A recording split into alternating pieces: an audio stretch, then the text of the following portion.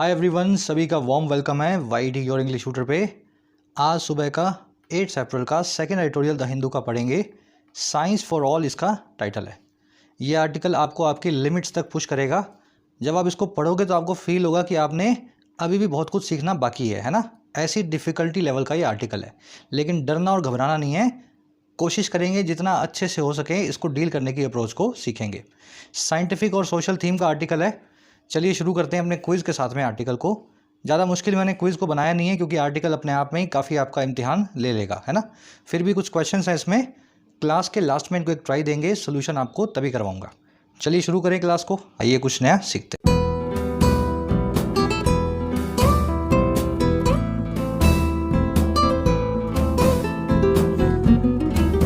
चलिए, कह रहा है जी साइंस फॉर ऑल। देखिए, साइंस का मतलब है विज्ञान और फॉर ऑल का मतलब है सभी के लिए। तो विज्ञान को कुछ ऐसे तरीके से अप्रोच किया जाए कि उसमें खाली साइंटिस्ट लोगों की रुचि, खाली उनका इंटरेस्ट ना हो, आम आदमी भी उसमें इंटरेस्ट ले, उसको भी मज़ा आए। साइंस कुछ इस तरीके से किया जा सकता है। और बात किसकी हो रही है? बात हो रही है इस स्पेसिफिक प्रोजेक्ट की, on the road ahead for Lego India project. तो एक नया प्रोजेक्ट मिला है साइंटिफिक प्रोजेक्ट इंडिया को, जिसका नाम है लेगो इंडिया। इस प्रोजेक्ट की बात हो रही है, आगे इसका रास्ता कैसे तय होने वाला है, रोड अहेड इसके लिए क्या होगी। तो इस प्रोजेक्ट के अंदर लोगों को गुस्सा करने की ज़रूरत नहीं है। आप लोगों को अच्छे से अप्रोच करें ताकि लोग खुले मन से इस प्रोजेक्ट को सपोर्ट करें, अपनी ज़मीन सरकार के नाम सौंपें। चलिए अब शुरू करते हैं आर्टिकल के टाइटल पैराग्राफ से। क्या कहना चाह रहा है? कह रहा है जी, LIGO India must contribute to the communities from which it requires sustenance. कह रहा है ये जो प्रोजेक्ट है लिगो इंडिया, जो कि बहुत ही बड़ा प्रोजेक्ट है और बहुत फ्यूचरिस्टिकली बहुत ज़्यादा एक्सपेक्टेशंस हैं इस प्रोजेक्ट से। कह रहा है ये बहुत ही बड़ा प्रोजेक्ट जो है ना, इसको कंट्रीब्यूट करना चाहिए, इसको अपना योगदान देना चाहिए, भागीदारी देनी चाहिए। और किसको? उन कम्युनिटीज़ को, उन समाजों को। कह रहा है जहाँ से, फ्रॉम विच, जहाँ से इसको ज़रूरत होती है, रिक्वायरमेंट होती है, इट रिक्वायर्स सस्टेनेंस की। अब ये सस्टेनेंस क्या होता है? सस्टेनेंस का मतलब है ऐसी चीज़ जो आपको सस्टेन करने में, सर्वाइव करने में मदद करे। जैसे खाना, हवा, थॉट्स, है ना, ये सब हमारी सस्टेनेंस होती हैं। जैसे आपकी जॉब है, वो भी आपकी सस्टेनेंस हो सकती है। जॉब से आपको सैलरी मिलती है, सैलरी से आप जो है अपना घर चलाते हैं। तो आपका रोजगार, व्यापार या कोई भी चीज़ जो आपको सस्टेन करने में हेल्प करे, आपके लिए कहलाती है सस्टेनेंस। तो वैसे ही लिगो इंडिया प्रोजेक्ट को भी उन कम्युनिटीज़ में अपना योगदान देना चाहिए जिन कम्युनिटीज़ के सहारे ये चलने वाला है, जिन किसानों और गांव वालों की ज़मीन पे इस प्रोजेक्ट को लगाया जाएगा। बात आ गई समझ में? भाई वो ज़मीन देंगे तभी ये सस्टेन करेगा ना प्रोजेक्ट, ऐसे कैसे चलेगा ये। चलिए अब इसके स्ट्रक्चर को देख लेते हैं टाइटल पैराग्राफ की। लेगो इंडिया आपका सब्जेक्ट है, वर्ब है इसकी मस्ट कंट्रीब्यूट। जहाँ भी आप कंट्रीब्यूशन दें, टू लगा के बताते हैं। इसकी जगह कभी कभी इन प्रेपोजिशन लगा होगा, जो कि मैं गलत नहीं बोलूँगा लेकिन इंप्रूव किया जा सकता है। यू कंट्रीब्यूट टू समथिंग, ना कि कंट्रीब्यूट इन समथिंग। इट की वर्ब है रिक्वायर्स। ये जो मैं आपको प्रेपोजिशन बताता हूँ ना, इन्हीं को बोलते हैं इंग्लिश में फिक्स्ड प्रेपोजिशन। किसी वर्ड के बाद में जिस प्रेपोजिशन को फिक्स कर दिया गया है, आपको धीरे धीरे उनका एक आइडिया ज़रूर से लेना है। चलिए अब जल्दी से इस आर्टिकल की सारी वोकैब पे नज़र डालेंगे ताकि अपने इसको स्मूथली पढ़ सकें। और उसी के साथ में क्लास को एक लाइक और एक शेयर ज़रूर से दें।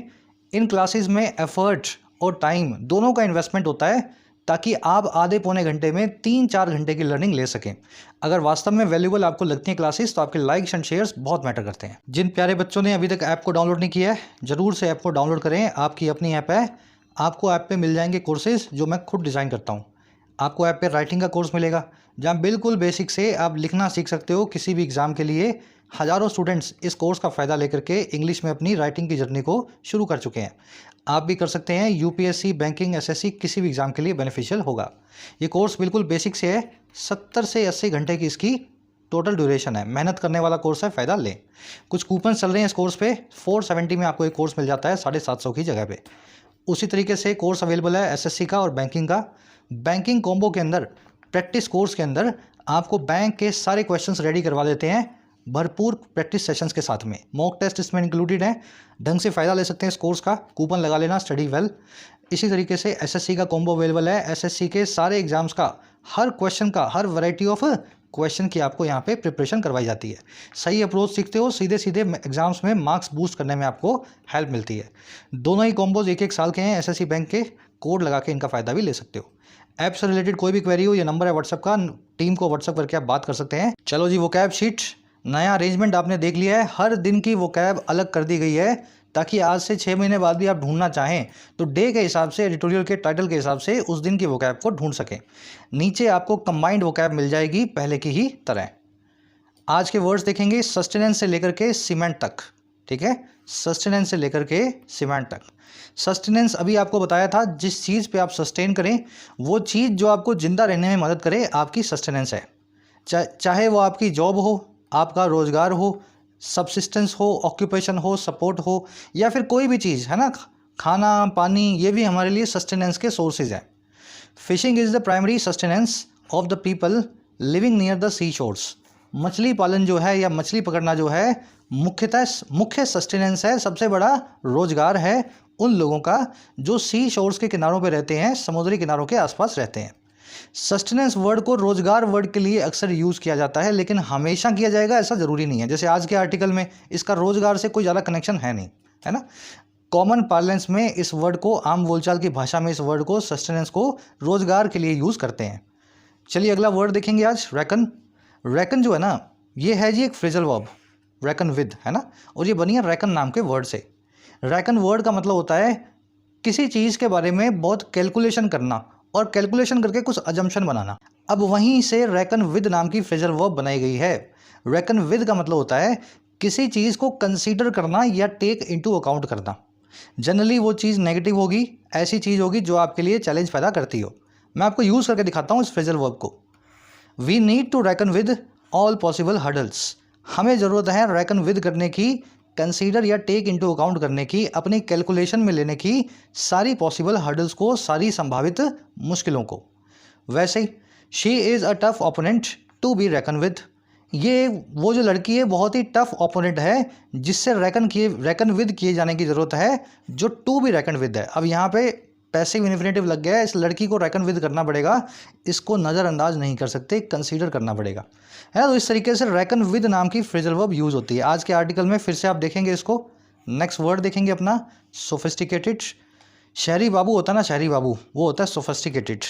जो गांव से आया होता है उसको अपने बोलते हैं गंवार, उसके लिए अंग्रेजी में वर्ड होता है रस्टिक।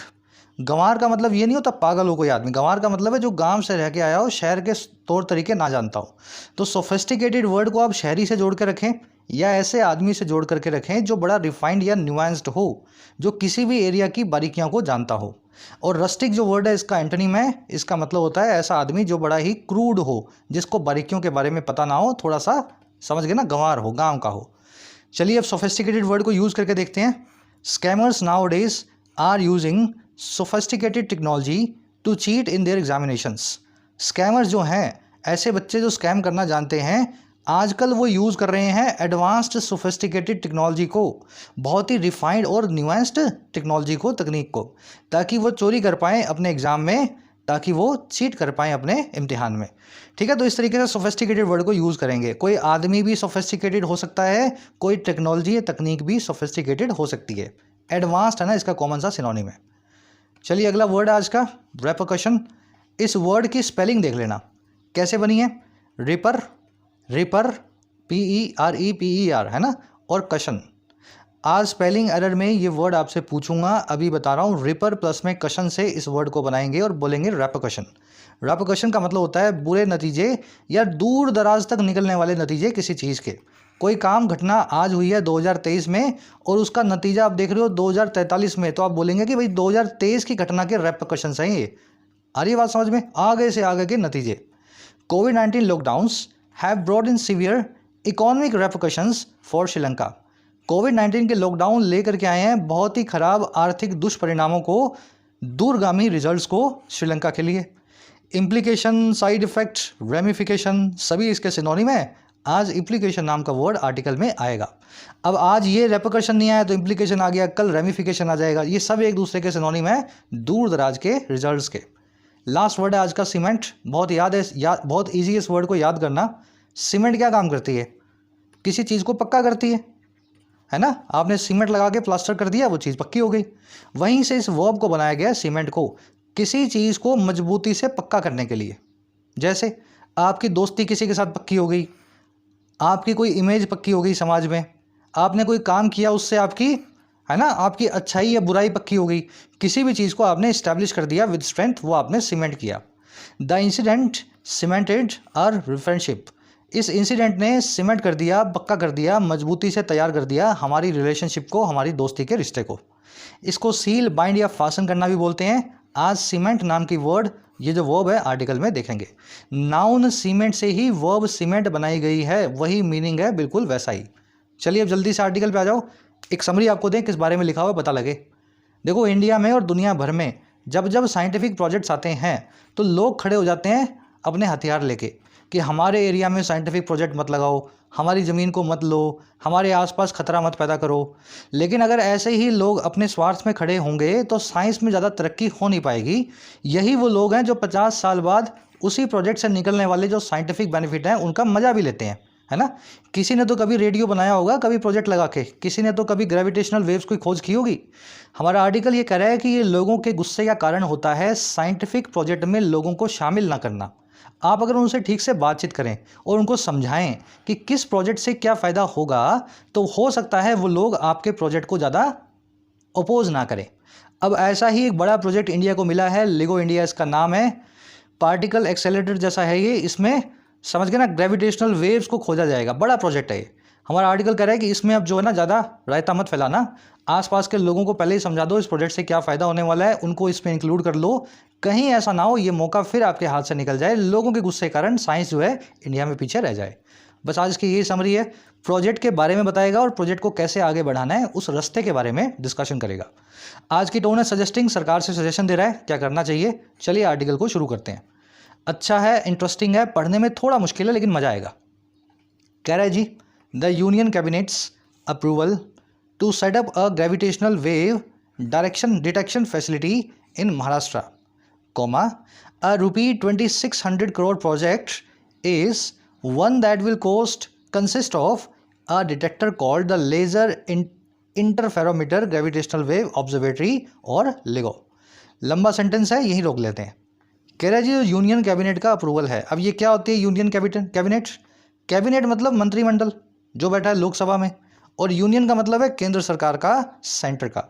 कह रहा है हमारी संसद में बैठे जो नेता है ना, जो कैबिनेट है, उनका जो अप्रूवल आया है, और किस चीज़ को लेके अप्रूवल है, सैंक्शन किस चीज़ को है, सेटअप करने का, इस्टेब्लिश करने का एक ग्रेविटेशनल वेव डिटेक्शन फैसिलिटी को, एक ऐसी फैसिलिटी को, एक ऐसी यूनिट को जिसमें गुरुत्वाकर्षण की वेव्स को डिटेक्ट करने की कोशिश की जाएगी ब्रह्मांड में। और ये कहाँ पे होगा अप्रूवल, कहाँ पे बनेगी फैसिलिटी? महाराष्ट्र नाम की स्टेट में। कह रहा है जी, कोमा से कोमा के बीच में, जो कि एक 2600 करोड़ रुपए का प्रोजेक्ट भी है, लगभग $250 मिलियन का। कह रहा है ये जो अप्रूवल है, अब ये क्या है, ये इज़ वन, ये एक ऐसी अप्रूवल है, दिस अप्रूवल इज़ वन, एक ऐसी अप्रूवल है जो कि कंसिस्ट ऑफ करेगी, जो कि मिल करके बनी होगी, जिसमें शामिल होगा, और क्या शामिल होगा, इसमें शामिल होगा एक डिटेक्टर, एक ऐसी मशीन जिसको बोलते हैं डिटेक्टर, और जिसका नाम क्या है, जिसको कॉल किया जाता है लिगो, laser interferometer gravitational wave observatory, है ना। तो इस पूरी मशीन को या इस पूरी यूनिट को इसमें रखा जाएगा। अब ये कहाँ होगा सारा काम, ये होगा जी, to be built in the image of the twin LIGO instruments already operational in the US। कह रहा है ये सारा काम बिल्ड होने वाला है, ये सारा काम जो है ऑब्जर्वेटरी बनाई जाने वाली है, उसी इमेज में, उसी तरीके से, उसी आकार और साइज में, इन द इमेज ऑफ मतलब किसी दूसरी चीज़ के बिल्कुल वैसा का वैसा। कह रहे बनाई जाएगी बिल्कुल उसी आकार और साइज की, बिल्कुल वैसी की वैसी, जो है दो लिगो इंस्ट्रूमेंट्स पहले से ही काम में, ऑपरेशनल, अमेरिका नाम के देश में, US में।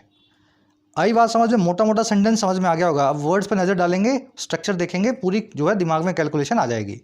अप्रूवल आई है, महाराष्ट्र में बनेगा ये पूरा फैसिलिटी, 2600 करोड़ का प्रोजेक्ट होगा, और ये अप्रूवल एक ऐसी अप्रूवल है जिसमें लिगो नाम का एक इंस्ट्रूमेंट लगाया जाएगा। और ये बिल्ड कहाँ होगा, कैसे होगा, ये बिल्ड होगा उसी तर्ज पे, उसी इमेज पे, उसी तरीके से, उसी सिमिलर मैनर में, जो दो लिगो पहले से लगे हुए हैं, अमेरिका में ऑपरेशनल हैं, इन द US। अब तीसरा लगेगा भारत में। चलिए, यूनिक प्रोजेक्ट है अपने आप में ये। अप्रूवल की वर्ब है इज, दैट की वर्ब है विल कंसिस्ट, दैट आया है अप्रूवल के लिए, इस अप्रूवल में ये चीज़ कंसिस्ट होगी, और दैट को आप फैसिलिटी के लिए भी यूज़ कर सकते हो, इस फैसिलिटी में भी ये कंसिस्ट होगा। दोनों ही मीनिंग निकल रहे हैं। राइटर को थोड़ा और यहाँ पे सावधानी बरतनी चाहिए थी, दैट को जहाँ पे रखना चाहिए वहीं रखा जाए ना, थोड़ा सा वेग है सेंटेंस। ऑपरेशनल का मतलब होता है जो ऑपरेशन कर रहा हो, जो काम कर रहा हो। इन द इमेज ऑफ एक फ्रेज इंग्लिश में इसका मतलब होता है हिंदी में उसी तर्ज पे। अगर एक चीज़ बनी हुई है वैसी ही दूसरी चीज़ बनाओ, उसी शेप की, उसी साइज़ की, उसी की तरह काम करने वाली, उसी तर्ज पे बनी हो, तो अपने बोलते हैं this thing in the image of that thing. ठीक है, to be similar to something else. चलिए अब समझ आ गया सेंटेंस। एक ग्रामर कॉन्सेप्ट है यहाँ पे और बहुत ही प्यारा है। थोड़ा सा आगे बढ़ते हैं, फिर इस कॉन्सेप्ट पे मैं घूम के वापस आऊँगा। कह रहे their detection of gravitational waves in 2016 launched a new era of astronomy. कह रहे जी उनका जो डिटेक्शन है, और डिटेक्शन है ग्रेविटेशनल वेव्स का, गुरुत्वाकर्षण के वेव्स का। ये डिटेक्शन किन का है? ये डिटेक्शन है जी इन दो दो लिगों का जो पहले से लगे हुए हैं अमेरिका में। ये देयर से आप दो लिगों को कनेक्ट करेंगे, थोड़ा दिमाग लगाना पड़ेगा, प्रोनाउन को चेक करना पड़ेगा वो किसके साथ मेल खा रहा है मीनिंग के हिसाब से। तो कह रहे जी दो दो लिगो जो लगे हुए हैं उनका जो डिटेक्ट करने का काम है गुरुत्वाकर्षण की वेव्स को 2016 में, इस काम ने ही लॉन्च कर दिया, शुरू कर दिया एक नए युग, नई एरा को, जो है एस्ट्रोनॉमी की, जो है अंतरिक्ष विज्ञान की।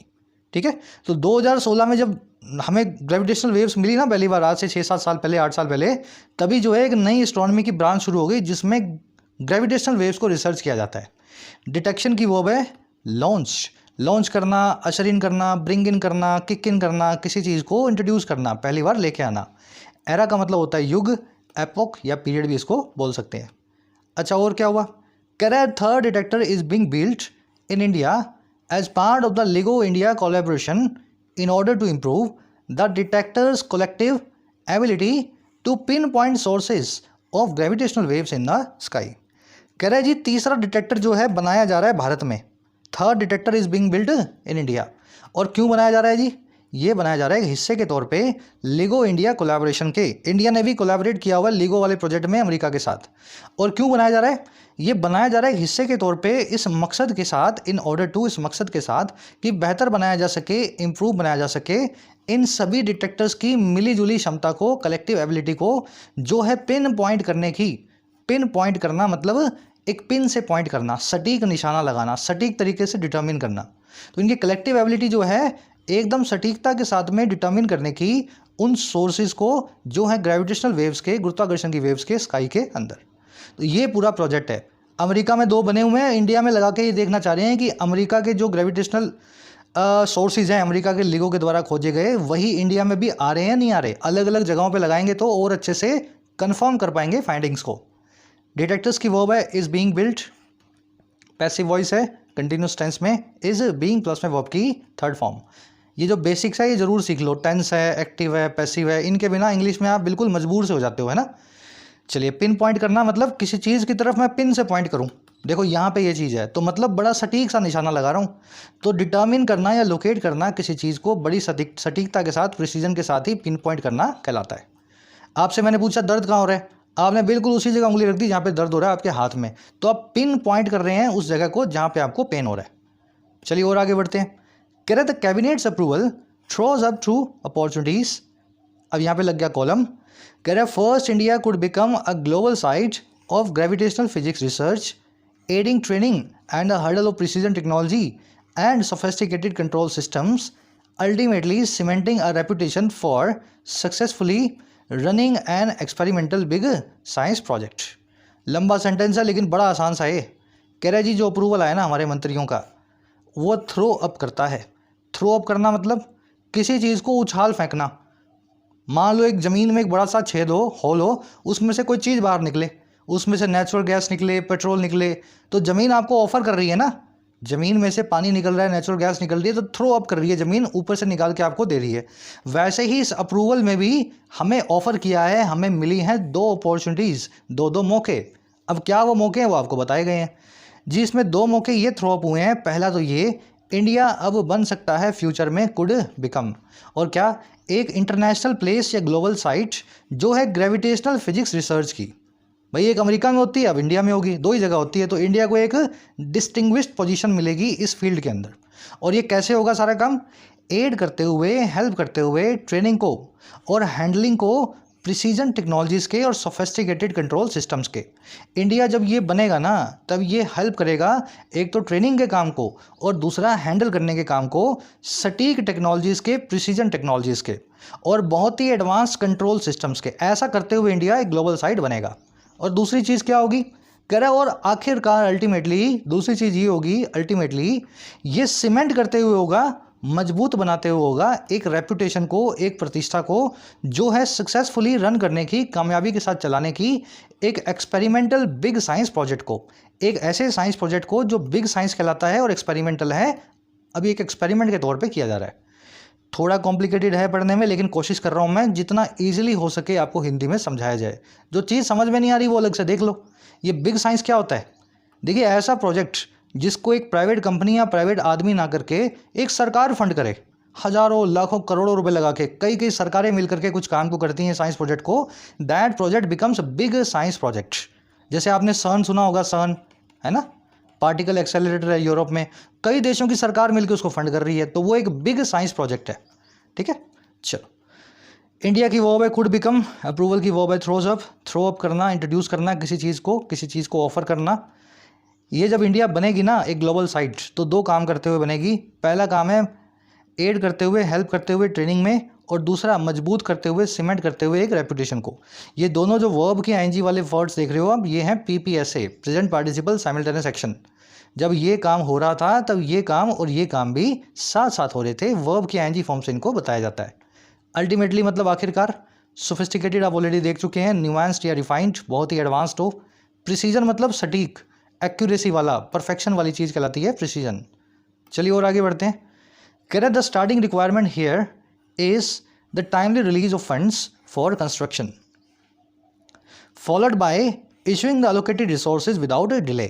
कह रहा है जी सबसे स्टार्टिंग रिक्वायरमेंट हमारी ये है कि हम टाइमली रिलीज़ करें, हम वक्त पे जो है दें फंड्स को, पैसे को, इस पूरी फैसिलिटी की कंस्ट्रक्शन के लिए, और जिसके फॉलो बाय में हो, जिसके पीछे पीछे बिल्कुल फॉलो करते हुए आ रहा हो, और क्या आ रहा हो, इशू किया जाना अलोकेटेड रिसोर्सेज को, ऐसे संसाधनों को जो हम पहले से अलोकेट करके बैठे हैं, बिना डिले के, बिना किसी देरी के।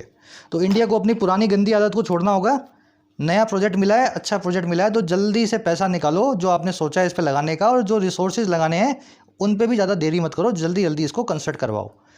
रिक्वायरमेंट की वर्ब है यस। टाइमली का मतलब होता है on A timely manner, in A timely manner, without delay या ऑन शेड्यूल।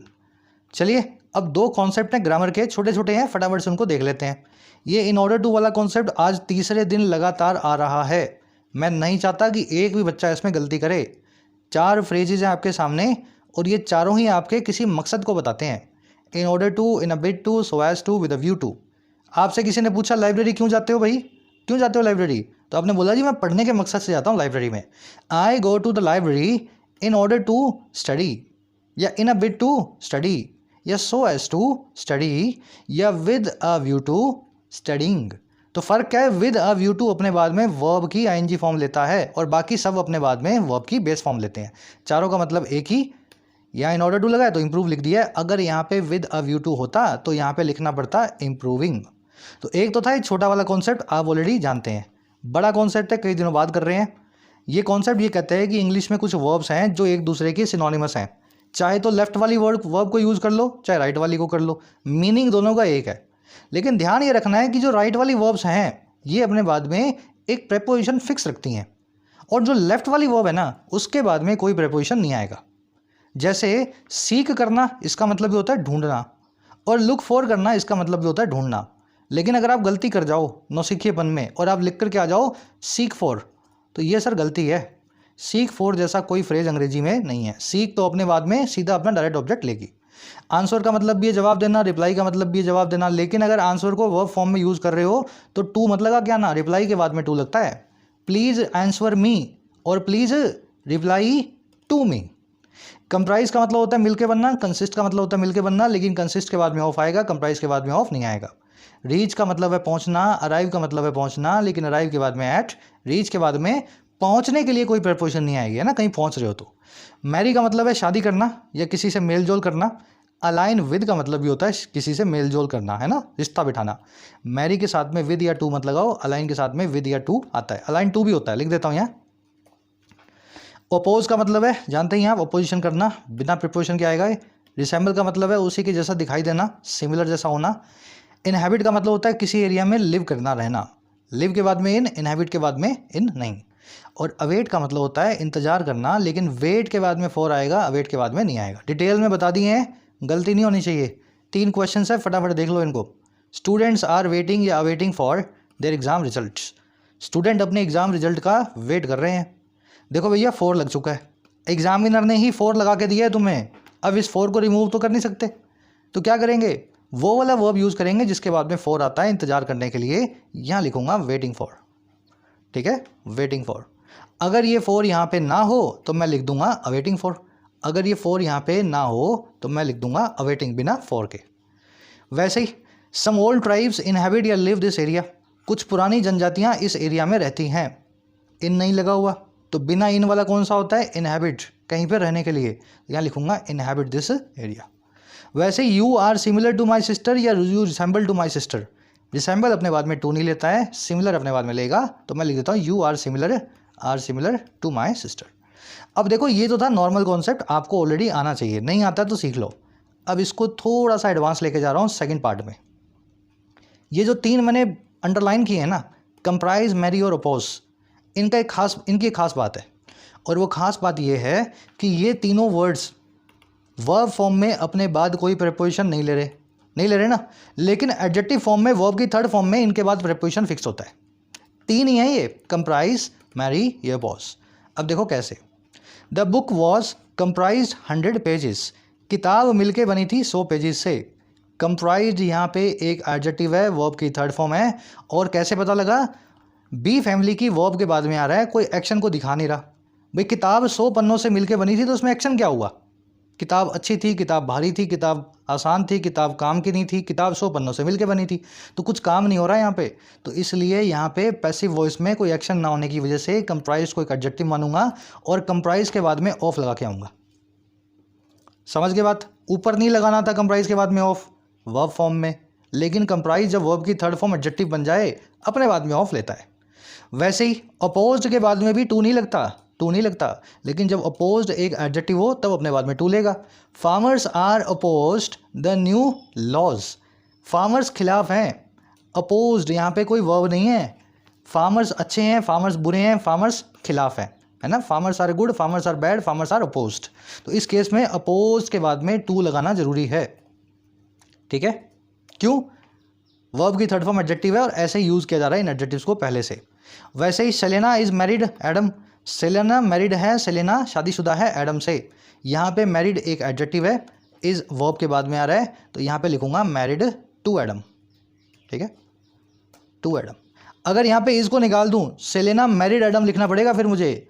मैरी वर्ब अपने बाद में कोई प्रेपोजिशन नहीं लगती है। अगर आप किसी से शादी कर रहे हो, आई मैरिड हर, मैंने उससे शादी की, Selena married Adam, Selena Adam से शादी की, लेकिन अगर इज लगा दूं और ये बताऊं सेलेना एडम से शादीशुदा है, तो उस केस में टू लेगा मैरी नाम का एडजेक्टिव। एडवांस कॉन्सेप्ट साथ में ले लिए हैं दोनों। चलिए आगे बढ़ते हैं। नेक्स्ट पैराग्राफ पे आ जाओ। कह रहा है जी, second, LIGO India can demonstrate an ability to reckon intelligently with Indian societies relationship with science. कह रहा है दूसरी चीज़ ये, भाई पहली चीज़ तो आपको यहाँ बताई थी, 2 अपॉर्चुनिटियाँ मिली हैं। पहली तो ये है कि भैया इंडिया को ग्लोबल साइट बना दोगे आप, दुनिया भर के साइंटिस्ट यहाँ आएंगे, है ना, और खूब इंडिया को नाम शोहरत मिलेगी साइंस के फील्ड में। दूसरी चीज़ ये है कि लेगो इंडिया जो है ना, ये दिखा सकता है हमारी उस एबिलिटी को, उस ताकत को, उस सक्षमता को, जो है रेकन विद करने की समझदारी के साथ।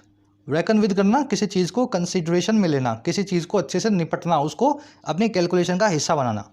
तो हमारी उस समझदारी को भी डिमॉन्स्ट्रेट करेगा, ये दिखाएगा, जो है अच्छे तरीके से निपटने की या कैलकुलेट करने की हमारी सोसाइटी के रिश्ते को साइंस के साथ।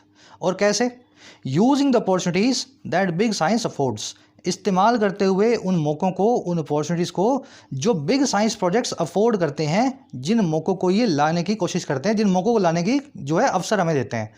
अगर आप किसी चीज़ को अफोर्ड कर रहे हैं ना, तो उस चीज़ को सहने की, या समझ गए ना, उस चीज़ को लाने की क्षमता आप रखते हैं। तो बिग साइंस में भी बहुत क्षमताएं हैं, अच्छी अपॉर्चुनिटीज़ को हमारे लिए ला के दे रहा है। लेगो इंडिया की वर्ब है कैन डिमॉन्स्ट्रेट, बिग साइंस आप समझते हैं इसकी वर्ब है अफोर्ड, रेकन विद करना, किसी चीज़ को अपनी कैलकुलेशन का पार्ट बनाना, reckon with Indian society relationship. चलिए और आगे बढ़ते हैं। कह India has had a contested relationship with such projects including recently the Challakere science city and installed India based neutrino observatory और INO। कह रहा है इंडिया की रिलेशनशिप बड़ी कंटेस्टेड रही है, बड़ी ही कंट्रोवर्शियल रही है, चैलेंज रही है ऐसे प्रोजेक्ट्स के साथ, जिसमें क्या क्या शामिल है। रिसेंटली जो चला करे साइंस सिटी बनाई गई है बेंगलोर के पास में, और एक प्रोजेक्ट है जिसको हम बोलते हैं INO, India based neutrino observatory, जो कि स्टॉल्ड है, जिसको आगे बढ़ाया नहीं जा रहा तमिलनाडु के अंदर। तो हमारे ऐसे प्रोजेक्ट्स का ट्रैक रिकॉर्ड बहुत ख़राब है। बड़े बड़े जब भी ऐसे प्रोजेक्ट्स आते हैं लोग लाठियाँ लेके खड़े हो जाते हैं, साइंस को आगे बढ़ने नहीं देना चाहते। इंडिया की वर्ब है हैज़ हैड, हैव हैड। ये एक स्पेशल कंस्ट्रक्शन है जो आपको डिटेल में करवाई गई है 10-15 मिनट की वीडियो में, ठीक है। अगर चाहते हो तो आज मैं कोशिश करूँगा यहाँ ऊपर डालने की, ये स्ट्रक्चर को आप यहाँ से पकड़ पाएंगे, है ना। यहीं पे डालूंगा तो लंबी हो जाएगी क्लास, देख लेना आराम से। कंटेस्टेड मतलब डिस्प्यूटेड, कंट्रोवर्शियल, और कुछ देखने वाला इसमें लग नहीं रहा। ये प्रोजेक्ट जो है तमिलनाडु में है कहीं पे, जगह का मुझे नाम अच्छे से आइडिया नहीं है। और ये प्रोजेक्ट जो है ये तो तैयार हो गया है, लेकिन लोग अभी भी इसको प्रोटेस्ट कर रहे हैं बेंगलोर में। वो कहते हैं कि हमारी ज़मीन पे इस प्रोजेक्ट को क्यों बना रहे हो। कह रहे जी they need large land tracts with inevitable implications for land use change. कह रहे हैं इन प्रोजेक्ट्स को ज़रूरत होती है बड़े बड़े ज़मीन के हिस्सों की, ट्रैक्ट्स की, लार्ज लैंड ट्रैक्ट्स की। और कैसे, ऐसी इम्प्लीकेशंस के साथ में, ऐसे फार फेस्ट कॉन्सिक्वेंसेस के साथ में, दूरगामी परिणामों के साथ में, जो इनएविटेबल हैं, जिनसे बचा नहीं जा सकता, और जो होंगे लैंड यूज़ के चेंज में। आज आप लैंड को यूज़ कर रहे हो खेती के लिए, कल सरकार वहाँ पे न्यूक्लियर प्लांट बनाने वाली है, तो लैंड यूज़ में चेंज आएगा ना। तो ऐसे चेंजेस इम्प्लीकेशन इनएविटेबल हैं। जब भी प्रोजेक्ट आएगा भूमि का इस्तेमाल होना तय है। देखिए वो वन नीट, ट्रैक्ट मतलब बड़ा सा हिस्सा, भूमि का एरिया या रीजन को बोलते हैं ट्रैक्ट। इम्प्लीकेशन, रेमिफिकेशन है ना, रेपिकशन, दूरगामी परिणाम, फार फेस्ट कॉन्सिक्वेंसेस। इनएविटेबल वो चीज़ है जिसको आप ना बच सकें, अनअवॉइडेबल हो, इनएस्केपेबल हो। अच्छा और क्या कह रहा है, और कह रहा है जी contest over land rights against a backdrop of the sustainable use of natural resources, carbon sequestration targets, just transitions and human rights recall the interplay. लंबा है सेंटेंस, इतना ही पढ़ लेते हैं। कह रहे जी जो कॉन्टेस्ट हैं, जो आपसी झगड़े हैं, कॉन्टेस्ट क्या होता है, झगड़ा होता है ना, प्रतियोगिता होती है, फाइट होती है।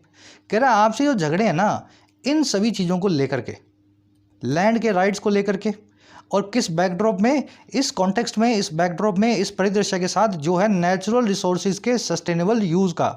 कोई प्रोजेक्ट लगाया गया साइंस का जिसमें पानी बहुत लगता है, आसपास पानी की कमी हो गई, नेचुरल रिसोर्सेज का वो सस्टेनेबल यूज़ नहीं कर पा रहा, तो लैंड के राइट्स और साथ ही साथ नेचुरल रिसोर्सेज का सस्टेनेबल यूज़। तीसरा है जी कार्बन सेक्वेस्ट्रेशन।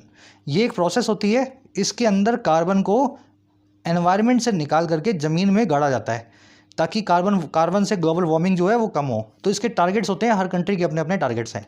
तो कह रहा है तीसरी तो ये चीज़ कार्बन सेक्वेस्ट्रेशन। चौथा है जी जस्ट ट्रांजिशन। ट्रांजिशन का मतलब है बदलाव, जस्ट का मतलब होता है बराबरी के साथ में, इक्वालिटी के साथ में। तो बदलाव आए वो जस्ट हो, बिल्कुल सही तरीके से बदलाव आए। और पांचवा ह्यूमन राइट्स। कह रहा है जी इन सब चीज़ों के ऊपर जो झगड़े हैं ना, ये रिकॉल करते हैं, ये याद दिलाते हैं हमें आपसी उस इंटरप्ले को, आपस की उस इंटरेक्शन को या म्यूचुअल रिलेशनशिप को। और किस किस के बीच, ये रिकॉल करवाते हैं उस रिलेशनशिप को जो इन दोनों चीज़ों के बीच में है, between the history of science and settler colonialism. Science की हिस्ट्री के बीच में और उपनिवेशवादी ताकतों के, कॉलोनी यानी उपनिवेशवाद के सिद्धांत के बीच में। साइंस पिछले 200 सालों में ऐसे ही आगे बढ़ा है। किसी कंट्री ने दूसरी कंट्री पे जाके कब्जा किया और वहाँ पे साइंटिफिक कॉन्टेस्ट, साइंटिफिक जो है प्रोजेक्ट्स किए, है ना, वहाँ पे अपनी कॉलोनी बना दी, लोगों को एक्सप्लॉइट किया और फिर आगे से साइंस को आगे बढ़ाया। तो ये जो पुराना रिश्ता है ना, हमारे दिमाग में आ जाता है इन सभी झगड़ों की जब भी बात होती है। इतना सेंटेंस समझ गए। चलो अब आगे क्या करें। कह रहे जी an example is Hawaii's 30 metre telescope to be built on land that locals hold sacred. कह रहा है इसका एक एग्जाम्पल है हवाई का 30 मीटर लंबा टेलीस्कोप, 30 मीटर टेलीस्कोप इसका नाम ही है, जो कि बिल्ड किया जाएगा उस ज़मीन पे जिसको लोकल्स होल्ड सेक्रेट करते हैं, बहुत ही होली या पवित्र मानते हैं, है ना। तो बाहर से आके अमेरिकन जो है हवाई में बनाना चाह रहे हैं प्रोजेक्ट को, तो हवाई के लोग यही बोल रहे हैं कि आप हमारे देश पे कब्जा करना चाह रहे हो, हमारी पवित्र भूमि के ऊपर आप ये पता नहीं क्या बना रहे हो, 30 मीटर टेलीस्कोप। चलिए कॉन्टेस्ट की वर्ब है रिकॉल। रिकॉल का मतलब है रिमाइंड करना, किसी चीज़ को याद ताज़ा करवाना। इंटरप्ले मतलब आपसी रिश्ता। सस्टेनेबल मतलब जो ड्यूरेबल और टिकाऊ हो, लॉन्ग टर्म में अप्रोप्रिएट हो, जो चल सके। कार्बन सेक्वेस्ट्रेशन मैंने आपको बता दिया, कार्बन को वातावरण से सीज करके कैसे भी करके कार्बन डंप में डालना ताकि गर्मी कम हो, है ना। हर कंट्री को इसके टारगेट्स मिले हुए हैं ग्रीन एनर्जी का इस्तेमाल करके। और क्या हो जी, एग्जाम्पल की वर्ब है इस। होल्ड सेक्रेट करना, किसी चीज़ को होली या डिवाइन मानना। सेक्रेट का मतलब होता है होली, पवित्र। अब इसी से दो वर्ड्स और हैं, सैक्रोसैंक्ट और सैक्रिलेज। मुझे इन दोनों वर्ड्स के मीनिंग बताओगे आज? बहुत बार करवा चुका हूँ, नहीं आता है तो गूगल खोल लो, डिक्शनरी खोल लो, याद करोगे, अगर खुद से देखोगे तो याद रहेंगे, है ना। डालो कमेंट्स में सैक्रोसैंक्ट, सैक्रिलेज, दोनों वर्ड्स के क्या मीनिंग होते हैं। होली डिवाइन से ही कनेक्टेड हैं दोनों वर्ड्स। बढ़े आगे, कह रहा है one contention there was that the land has been rendered physically inaccessible and that science had become agent of colonization. कह रहा है हवाई की अगर बात करें तो एक कंटेंशन, एक झगड़ा वहाँ पे ये था, झगड़े का बिंदु ये था कि जो भूमि है जिसको ये सेक्रेड मान के बैठे हैं, वो ज़मीन जो है ना उसको रेंडर कर दिया गया है, बना दिया गया है भौतिक रूप से इनएक्सेसिबल। हवाई का आदमी उस ज़मीन पे पाँव नहीं रख पा रहा, तो सबसे बड़ा झगड़ा तो वहाँ पे यही है। और दूसरा क्या, साइंस जो है ना वो बन चुका है एक एजेंट उपनिवेशवाद का, कॉलोनाइजेशन का। और ये किसने कहा है भाई? ये जो कोट अनकोट में कहा गया है, to quote science historian Leandra Swanner. अगर साइंस के इतिहासकार लेंड्रा स्वानर की बात सुनी जाए, उनके हिसाब से साइंस इसी तरीके से काम करता है। साइंस की आड़ में आप उपनिवेशवाद करने की कोशिश करते हो, दूसरी कंट्रीज़ में उनके रिसोर्सेज को यूज़ करते हो। कंटेंशन की वर्ब है वॉज, लैंड की वर्ब है हैड बीन रेंडर्ड। रेंडर का मतलब होता है किसी चीज़ को कुछ बना देना, है ना, कोज टू बिकम समथिंग, रेंडर करना, है ना। एडजेक्टिव यूज़ किया जाता है रेंडर के बाद में, तो यहाँ एक्सेसिबल लगाया हुआ है, इनएक्सेसिबल। कंटेंशन मतलब झगड़े की जड़, पॉइंट ऑफ फ्रिक्शन, या है ना बोन ऑफ कंटेंशन या एप्पल ऑफ डिस्कॉर्ड, कुछ भी बोल सकते हो, किसी भी इडियम से बता सकते हो। साइंस की वर्ब है हैड बिकम। आगे कह रहा है a similar criticism has trailed experimental big science undertakings including the INO in the economically developing world. कह रहा है ऐसा ही कुछ क्रिटिसिज्म जो ऊपर हमने देखा है हवाई में, कह रहा है ऐसा ही क्रिटिसिज्म ट्रेल किया है। ट्रेल करना मतलब पीछे पीछे आना, बिल्कुल उसी तरीके की कोई चीज़ जो आपके पीछे पीछे आए, तो बिल्कुल इसी तरह का क्रिटिसिज्म भी ट्रेल करता हुआ आया है। और किसके? एक्सपेरिमेंटल बिग साइंस अंडरटेकिंग्स के, ऐसी बिग साइंस के प्रोजेक्ट्स के, मिशंस के जो एक्सपेरिमेंटल हैं, जिसमें शामिल है INO नाम का इंडिया वाला प्रोजेक्ट भी। और कहाँ पे ये आया है? इकोनॉमिकली डेवलपिंग वर्ल्ड में, आर्थिक रूप से विकासशील देशों में। और क्या चीज़ है? कह रहा है that they are far remove from the concerns of the majority, कि ये जो अंडरटेकिंग्स हैं बड़े साइंस के, यानी बड़ी जो है गवर्नमेंट जो है अपने खर्चे पे कोई बड़ा प्रोजेक्ट करवाती हैं, उसको बोलते हैं बिग साइंस अंडरटेकिंग। कि ये जो गवर्नमेंट प्रोजेक्ट हैं बड़े बड़े पैसे लगा के होते हैं, ये बहुत दूर हैं, फार रिमूव्ड हैं, ये बहुत दूर हैं। और किसके? चिंताओं के, कंसर्न्स के, मेजॉरिटी के, उस एरिया में रहने वाले लोगों की मेजॉरिटी के। ठीक है, तो यही क्रिटिसिज्म है कि प्रोजेक्ट जो है लोगों की भलाई को ध्यान में लेकर के नहीं बनाए जाते। क्रिटिसिज्म की वर्ब है हैज़ ट्रेल्ड, दे आया है इन अंडरटेकिंग्स के लिए। बिग साइंस अंडरटेकिंग्स मतलब साइंस के बड़े बड़े मिशंस या प्रोजेक्ट्स, दे इन्हीं के लिए आया, इसकी वर्ब है फार रिमूव्ड। कंसर्न यानी कि आपकी चिंता, एप्रीहेंशन, डाउट या किसी चीज़ को लेकर के वरी। कह रहा है शेकियर though this latter argument may be such undertakings will have responsibility to define their public value beyond benefits to national industry and research. कह रहा है जी शेकियर, शेक करने वाला, कितना भी कमज़ोर दो, हालांकि ये बाद वाला आर्गुमेंट हो। भाई ये जो साइंस प्रोजेक्ट्स हैं लोगों की भलाई का नहीं सोचते, ऐसा तो नहीं है। साइंस प्रोजेक्ट हमेशा लोगों की भलाई के काम आता है। 20 से 50 साल बाद देखो वो साइंस ही लोग अपनी रोज़मर्रा की ज़िंदगी में यूज़ करते हैं। कह रहा है जी ये बाद वाला जो हमने बताया आपको क्रिटिसिज्म ना, ये हिलने देखने में कितना भी शेकी लगे आपको, कितना भी कमज़ोर सा लगे, दिस लेटर आर्गूमेंट, कह रहे फिर भी ऐसे बड़े मिशंस को अभी भी रिस्पॉन्सिबिलिटी उनकी है, उनकी जिम्मेदारी है कि वो डिफ़ाइन करें अपनी पब्लिक वैल्यू को। पब्लिक को क्या वैल्यू मिलेगी इन प्रोजेक्ट से, ये पहले से ही डिसाइडेड हो। और किसके बाद में?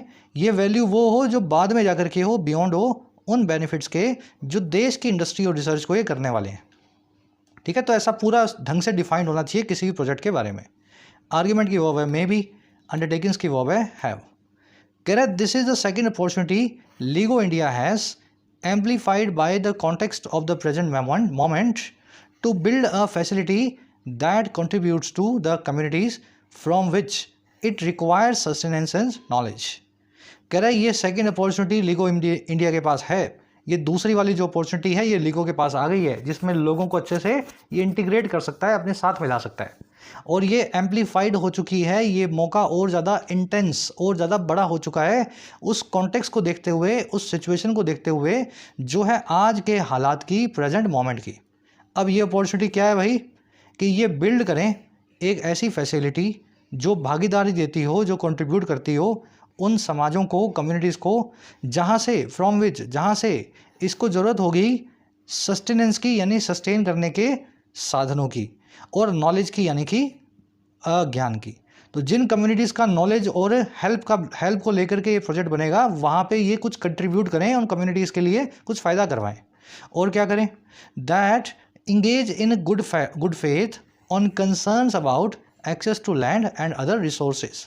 इंगेज किया जाए अच्छे फेथ में, अच्छे तरीके से बातचीत की जाए गुड फेथ में। गुड फेथ मतलब सामने वाले को आपकी नीयत पे भरोसा हो, आपका फेथ जो है वो गुड हो उसके लिए। तो अच्छे फेथ के अंदर बातचीत की जाए इन कंसर्न्स के ऊपर जो हैं लैंड के एक्सेस को लेकर के और दूसरे रिसोर्सेज के एक्सेस को लेकर के। गवर्नमेंट किससे कब किसकी लैंड लेगी, कितना पैसा देगी, कितना पानी जो है यूज़ करेगी, ये सब चीज़ों पर बातचीत हो। और तीसरा, conduct public outreach on a par with the international LIGO scientific collaboration. Conduct की जाए पब्लिक के साथ में आउटरीच। आउटरीच मतलब आउट होकर के रीच करना, लोगों के घर जा जाके दरवाज़ा खटखटा के उनसे जाके बातचीत करना, है ना, उनसे पहुंच करके उनकी बातों को सुनना। तो ऐसी ही एक पब्लिक आउटरीच की जाए, कंडक्ट की जाए, जो बिल्कुल ऑन पार विद हो, जो उसी लेवल की हो, उसी पैरिटी की हो जो इंटरनेशनल लीगो साइंटिफिक कोलैबोरेशन में होती है। तो जो अमेरिका करके आया ना, उसी तरीके की आउटरीच हम भी करें, इंटरनेशनल जो है कॉन्टेक्स्ट में जो आउटरीच होती आ रही है। लंबा सेंटेंस है, थोड़ा सा कॉम्प्लिकेटेड है, मुझे पढ़ाते हुए भी फील हो रहा है, लेकिन मेरे हिसाब से मैं हर चीज़ को आपको छोटे छोटे पीस करके बता रहा हूँ समझाने के लिए। बाद में आप उनको जोड़ देंगे तो आसान हो जाएगा, ठीक है। स्ट्रक्चर देखेंगे इस सेंटेंस की। स्ट्रक्चर कुछ ऐसी है, दिस की वर्ब है इज़, लिगो इंडिया की वर्ब है हैज़, एम्पलीफाइड यहाँ पे एडजेक्टिव है, ये अपॉर्चुनिटी और एम्पलीफाइड हो गई है, इंटेंस बन गई है, और मैग्नीफाई हो गई है, बड़ी हो गई है। कॉन्टेक्स्ट मतलब सिचुएशन। अब अपॉर्चुनिटीज़ क्या है, बिल्ड करेंगे एक फैसिलिटी को, इंगेज करेंगे अच्छे तरीके से, और पब्लिक आउटरीच को कंडक्ट करेंगे। ये तीनों जो है अपॉर्चुनिटी इंडिया के पास हैं, to build, to engage and to conduct. अच्छा, दैट आया, दैट की वर्ब है कंट्रीब्यूट्स, दैट आया फैसिलिटी के लिए, विच किसी की वर्ब नहीं है, ये विच किसी का सब्जेक्ट नहीं है, ठीक है। फ्रॉम विच यहाँ पे कंजंक्शन है। इट की वर्ब है रिक्वायर्स, इट आया है लीगो प्रोजेक्ट के लिए। सस्टेनेंस आप जान गए हैं, मीन्स ऑफ सर्वाइवल, वो साधन, वो रिसोर्सेज या सोर्सेज जिस पे आप सर्वाइव करते हैं, सस्टेन करते हैं, आपकी सस्टेनेंस है।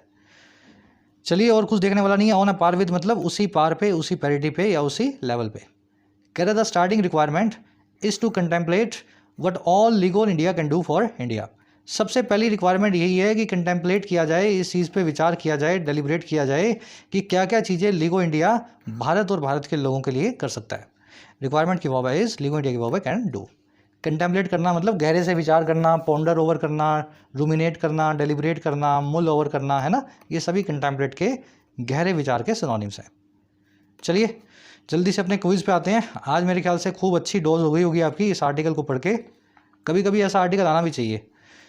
फर्स्ट क्वेश्चन में पूछा है जी, सेटलर कॉलोनिज्म क्या होता है? सेटल होने वाला उपनिवेशवाद क्या होता है? ये टर्म मैंने आपको शायद अच्छे से समझाई भी थी, है ना। कोशिश करो चारों में से सही मीनिंग को निकालने की। क्या ये वो प्रोसेस है जिसमें किसी एरिया की लोकल पॉपुलेशन को सेटल किया जाता है वहाँ एक कॉलोनी बना के, या ये वो प्रोसेस है जहाँ पे उपनिवेशवादी ताकतें एक कॉलोनी को, एक उपनिवेश को छोड़ के भाग जाती हैं, या फिर ये वो प्रोसेस है जहाँ पे बाहर से आने वाली ताकतें एक प्लेस पे सेटल होती हैं और उस प्लेस को अपनी कॉलोनी बना देती हैं, जैसे कि ईस्ट इंडिया कंपनी ने भारत में आके किया। या फिर ये वो प्रोसेस है जिसमें किसी कॉलोनी के, किसी उपनिवेश के जो लोकल लोग हैं, अबॉरिजिनल्स हैं, वो बाहर जाते हैं किसी और लैंड पे ताकि उपनिवेशवाद से बच सकें, इंपीरियलिस्टिक ताकतों को एस्केप कर सकें। थोड़ा ट्विस्टेड बनाया मैंने, लेकिन आसान है। मीनिंग बताने के बाद में तो आसान हो जाना चाहिए, खुद से पढ़ के थोड़ा मुश्किल आपको लग सकता है। फर्स्ट कमेंट में आंसर डाल दिया है, वहाँ से मैच कर लेना। सेकंड में आपसे पूछा है जी, सबसे बड़ा शिकायत जो है, ग्रीवांस जो है, predominant grievance big science project या मिशंस के लिए क्या होता है? सबसे बड़ी शिकायत इनसे क्या होती है भाई? ये पैसे को ख़राब करते हैं, ये कॉमन सिटीजन की समस्याओं को, कंसर्न्स को फैक्टर इन नहीं करते हैं, ये आसपास के लोगों के लिए ख़तरा होते हैं, या ये एनवायरमेंटल फ्रेंडली नहीं होते और नेचुरल रिसोर्सेज को ख़राब करते हैं। तो ये भी आर्टिकल में अच्छे से आया हुआ है कॉन्सेप्ट। सेकंड क्वेश्चन का आंसर भी निकालो, मैंने फर्स्ट कमेंट में आंसर डाल दिया है, फिर मैच कर लो। थर्ड में आपसे पूछा जी सेट इन फ्रेजल वर्ब का क्या मीनिंग होता है। एक्चुअल में बहुत सारी फ्रेजल वर्ब्स आई थी जो मैं आपको करवाना शायद भूल गया। Setup, set in, set out, set aside, set forth. तो सेट इन का मतलब होता है किसी चीज़ को शुरू करना या स्टार्ट करना, या किसी चीज़ का खुद ही शुरू हो जाना या स्टार्ट हो जाना, लेकिन वो चीज़ होनी चाहिए नेगेटिव। जैसे घोर सर्दियाँ, जैसे घोर गर्मियाँ, जैसे कोई इन्फेक्शन, जैसे कोई वॉर, है ना। गंदी चीज़ें जब शुरू होती है ना, ख़राब चीज़ें, डेंजरस चीज़ें, तो वहाँ पे जनरली इस फ्रेजल वर्ब को यूज़ करते हैं। तो भैया इसको यूज़ करके दिखाना है आपको सेट इन को इस वाले क्वेश्चन में। आज ये फ्रेजल वर्ब्स मैं करवाने वाला था, पता नहीं कैसे भूल गया। कर लोगे खुद से यूज़ करके दिखाओ। चौथे में पूछा है सस्टेनेंस वर्ड का एक सिनोनिम बताओ। रस्टिक होता है, सोफिस्टिकेटेड होता है, लाइवलीहुड होता है, इम्प्लीकेशन होता है, बता दो। पाँचवें में पूछा है एक आदमी जो बड़ा परिष्कृत हो और बारीकियों से भरा हो अपने बिहेवियर के अंदर, ऐसे आदमी के लिए कौन सा वन वर्ड यूज़ करते हैं। बताया था ना वो शहर वाला बाबू जो चॉपस्टिक से खाना खाता है, जो टाई पहनता है, जूते पे पॉलिश करके ही बाहर निकलता है, तो उसके लिए आप कौन सा वन वर्ड यूज़ करेंगे। 6वें से 8वें में 3 एरर्स मिलेंगे आपको। चलो एरर्स को मैं आपको बता देता हूँ, आइडिया दे देता हूँ कहाँ कहाँ मिल सकती हैं। एक मिल सकती है यहाँ पे और एक मिल सकती है जी यहाँ पे, ठीक है। बड़े बड़े बता रहा हूँ मैं, ना, ताकि थोड़ा सा सस्पेंस बना रहे। और तीसरी एरर आपको मिल सकती है इस एरिया में, ठीक है। कोशिश करो, कॉन्सेप्ट आपको करवाया हुआ है। 9th में आपसे पूछा जी रैपर क्वेश्चन की करेक्ट स्पेलिंग क्या होती है। स्पेलिंग अच्छे से आपको ढंग से बताई थी, 2 मिनट लगा के सही स्पेलिंग को चूज़ करना है। फर्स्ट कमेंट से आंसर निकाल लो। आउट ऑफ 9 कितने मार्क्स मिले ज़रूर से बताना। आर्टिकल को समराइज़ कर सकें तो ज़रूर से एक समरी लिखें, और इंग्लिश में, ठीक है। ऐसे हिंदी मारवाड़ी मत लिखने लग जाया करो। इंग्लिश का चैनल है तो इसमें इंग्लिश में लिखने की कोशिश करो। भावुक वगैरह कुछ मत लिखा करो, जो लिखो उसमें आपकी इंग्लिश थोड़ी सी सुधरे, इस ऑब्जेक्टिव के साथ लिखा करो, ठीक है। चलो मुलाकात होगी नेक्स्ट क्लास में। अंटिल कोर्सेज अवेलेबल हैं ऐप पे, जाके फ़ायदा ले सकते हो। टाइम रहते ही कोर्सेज का फ़ायदा लेना है। ऐसा ना हो लास्ट मोमेंट पे आकर के आप मैसेज करें सर 15 दिन रह गए, 1 महीना रह गया। अभी जब वक्त है पढ़ने का तो पढ़ाई पे पूरा ध्यान दो। कंटेंट सारा अवेलेबल है एप्लीकेशन पे, राइटिंग का, एसएससी का और बैंकिंग का। ऐप को जाओ, कमेंट सेक्शन से डाउनलोड करो, फर्स्ट कमेंट से लिंक रखा है। कोई भी क्वेरी हो, ये नंबर है व्हाट्सअप का, टीम से आप मैसेज करके बात कर सकते हैं।